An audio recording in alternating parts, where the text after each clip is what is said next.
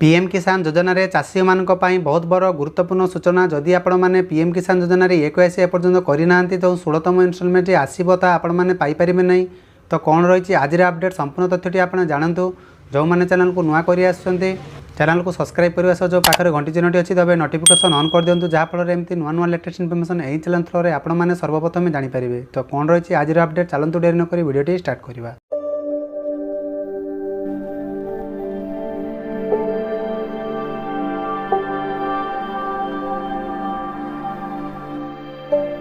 PM किसान योजना को लेकिन बहुत बड़ खुशी खबर आसी जाइए। जदि आपण मैंने पीएम किसान योजना रे हिताधिकारी किंबा आपण मैंने पीएम किसान योजना रे लाभ उठाउछन्ती तो बहुत चाषी एमती योग्य चाषी थिले भी सेमाने मध्ये पैसा पाई परिबे। तो कोन रही प्रोसेस टी तो आपण मैंने जानि परिबे। तो गणमाध्यम रिपोर्ट अनुसार आपण मैंने एडी देखि पारथिबे कि जो माने पीएम किसान योजना रे पैसा पाई आसी तो सेमान को EKYC कंप्लीट करिया पई पड़िबो। फल आपण मैंने 16तम इनस्टॉलमेंट जो पैसा पाइबा कथा आपण मैंने पाई परिबे। तो कोन रही आज अपडेट चलंतु संपूर्ण तथ्यटी आपण जणैबा। देशर कृषक मानक पई केंद्र और राज्य सरकार द्वारा अनेक योजना प्रचारण चली जो प्रधानमंत्री माने पीएम किसान योजना अधीन रे 15तम किस्ती टंका पाई सारी।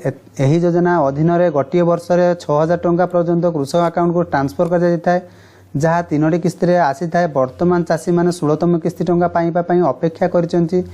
जदि आपण पीएम किसान योजना अधीन रे आवश्यक जिनस गुड़िक संपूर्ण न करती तेबे आपण माने यार लाभ पाइबा असमर्थ हेबे। वर्तमान प्रश्न उठी जे कृषक माने एही योजना रे तांकर EKYC किपरि जांच करिवे। तेबे आसंतु से विषय रे तथ्यटी आपण मानकु जणाई दउची। 16तम किस्ती शीघ्र रिलीज हेबो। तो आपण माने जदि 16तम इनस्टॉलमेंट को चाहि बसितंती तो आपण मानकु करिया को पड़िबो संपूर्ण काम EKYC प्रोसेस। तो आपण माने जानिथिबे कि नवेम्बर 2023 रे पीएम किसान योजना रे 15तम किस्ती मुक्ति लाभ करितिला कि आपण मानको अकाउंट को ट्रांसफर कर जाइतिला। वर्तमान कोटी कोटी कृषक 16तम किस्ती पई अपेक्षा करचंती। मीडिया रिपोर्ट अनुसार 16तम किस्ती सरकार चलित वर्ष फेब्रुआरी शेष सुधा प्रकाश करिवे बोली बेस चर्चा हेउची।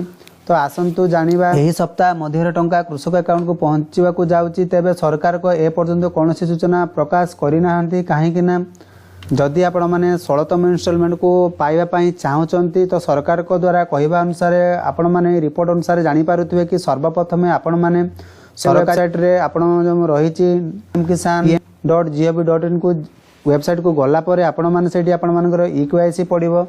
तो आपण माने चाहिए पीएम किसान योजना रे EKYC संपूर्ण आपण कंप्लीट करि परिबे। तो जो वेबसाइट आपण मानकु जणाइली www.pmkisan.gov.in। तो एही वेबसाइट गला परे आपण माने स्थिति जांच करियो विकल्प देखि सरे आपण मानकर मोबाइल नंबर को OTP प्रवेश करिया को पड़िबो जहाँ फल आपण माने स्थिति जानि परिबे जे आपण मानकर EKYC हेइछि कि ना नाही। तो आपण माने मने रखंतु आपण मानकर EKYC कार्य समाप्त करिनांती तेबे आपणक टंका अकाउंट को आसीबो नाही। तेणु सर्वप्रथम आपण माने EKYC समाप्त करिबा उचित जहाँ द्वारा आपण माने 16तम किस्ती रु वंचित हेबे। जदि आपण माने करिनांती तो आपण सर्वप्रथम EKYC कंप्लीट करि दियंतु काहेकि ना 16तम इनस्टॉलमेंट जो आसीबो सरकार द्वारा कहवा कथा अनुसार। तो आपण मानकु जणैली आशा करछि जो माने चैनल को नुआ करि आसुंती सब्सक्राइब करबा सह जो बेल नोटिफिकेशन दबे रखि दियंतु जहाँ फल एमती नुआ नुआ लेटेस्ट इनफॉरमेशन सूचना सर्वप्रथम एही चैनल थ्रू रे आपण माने जानि पारिबे।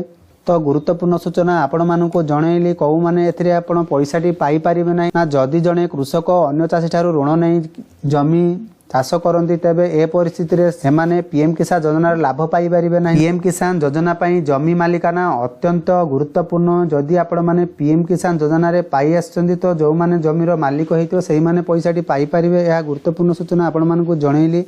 ये थिला आज संपूर्ण अपडेट। आशा करछि वीडियो मध्य आपण संपूर्ण सूचना जानि पारथिबो। जो माने बुझी पारनांती तो कमेंट बॉक्स रे कमेंट लिखि जणांतु। तो किपरि EKYC प्रोसेस टी कंप्लीट करते आपण मन संपूर्ण सहायता करि परिबे। तो सेतिकी पर्यंत रहउची बाय बाय टेक केयर।